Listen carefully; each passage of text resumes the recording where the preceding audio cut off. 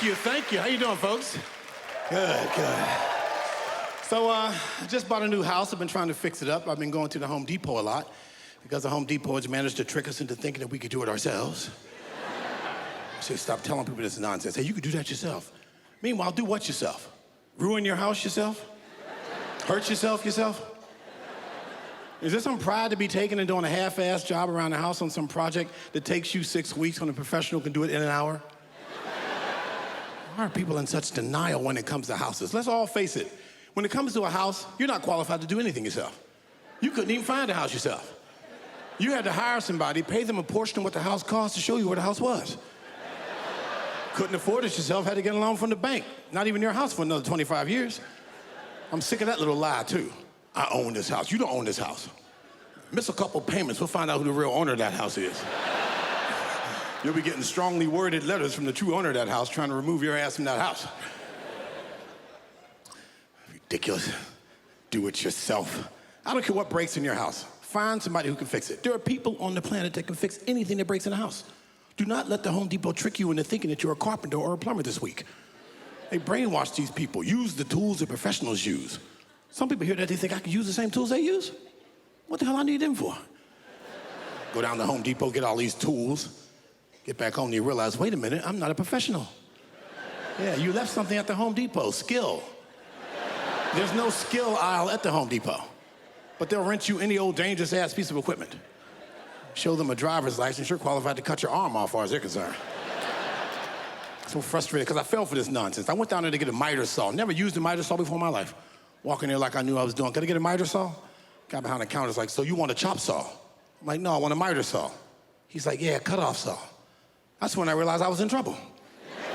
You see, the people who know how to use these tools have given them nicknames that sounds like what'll happen to you if you don't know what the hell you're doing. I think that's a good policy. If you're not a carpenter, you can't ask for a nail gun. It's not a nail gun to you. You gotta ask for it according to your qualifications. Just walk in there and be all humble like, do you have an across-the-room eye putter outer, everyone else? A high-powered hand and foot impaler for a job I'm trying to do? Don't do it yourself. I'm appalled at the people at the Home Depot talking people into this nonsense. Meanwhile, they don't want to work at all. Have you been to a Home Depot? They got self-service checkout at the Home Depot. So apparently they want you to do everything yourself. Coming down there buying things you can't afford to do a job you're not qualified to do, and now you got to work to register too. They should change the name of the store. They should call it You're On Your Own. That should be the name of the store.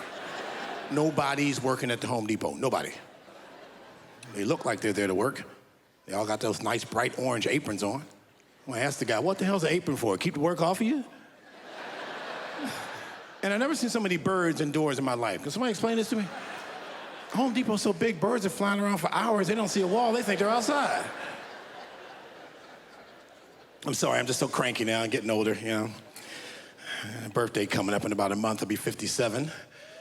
Yeah. Oh, thank you. That's nice to hear. Yeah, I told the woman how old I was. She said, you look good for your age. Which sounds like a compliment till you start to remember that people used to just say, you look good, period. Yeah, I'm not a big fan of the modified compliment. Doesn't sound too complimentary.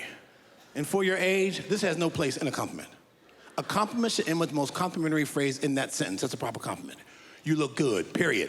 That's the end of the compliment right there. Like, I didn't say to her, that dress fits you nice for someone your size. I didn't say that.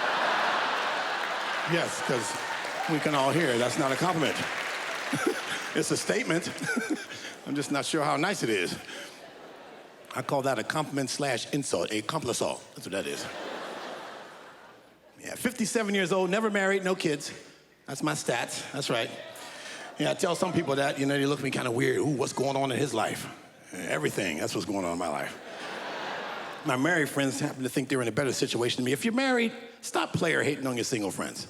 Stop trying to make us think we did something so terrible by not getting married. I'm not getting married. I'm not good for marriage. If you're married, enjoy that. My friends act like they pity me, you know. Oh, Mario, how come you're not married? I'm like, I don't know. Just trying to stay happy, I guess. I've seen the look of happily married people. I don't like the look. If you're married, enjoy that. That was your choice. I'm not doing it. People try to scare you into it. I'm supposed to be going through a midlife crisis. Boy, I used to be afraid of that when I was younger. Sounds like a man gets to a certain age and terrible things start to happen. Well, it turns out that when you're single and you go through a midlife crisis, it doesn't feel like a crisis at all. Yeah, I got a new house, new car, great job. I'm dating women half my age. Feels more like a midlife Christmas for all I can see. Thank you, that's my time, y'all. Thanks a lot.